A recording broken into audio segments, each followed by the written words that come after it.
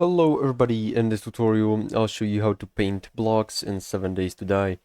So first of all, to begin we'll need to have a paintbrush, which can be crafted from some wood, which you can gather by punching bushes, or dead bushes, or by destroying trees using an axe, and leather can be gathered by extracting some animals using a knife, or by scraping office chairs.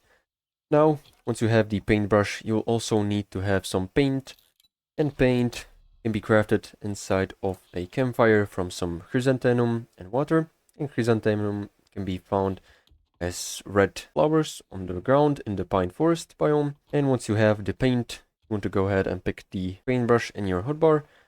And now to use it here, while holding R key, you should see this kind of menu pop up. And the first option is materials, where you can find all sorts of materials which you can pick from. These are all of the colors and materials that you can paint.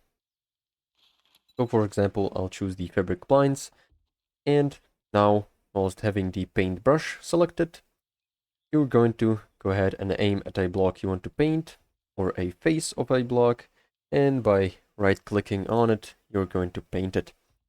Also, if you don't want it to be painted, you can go ahead and aim at the face of the block and left-click. This is going to smear the paint off. And if you want to paint all of the faces of the blocks, you want to go ahead and select the paint all sides.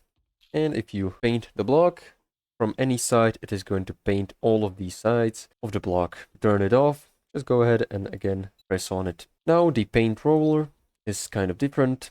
You can go ahead and aim it at a wall, and it is going to paint a 4x4 blocks of the color you've selected. This is useful if you're coloring more bigger walls or something. And the last option is paint surface. This is going to paint one face of all of the blocks connected to each other using the same texture.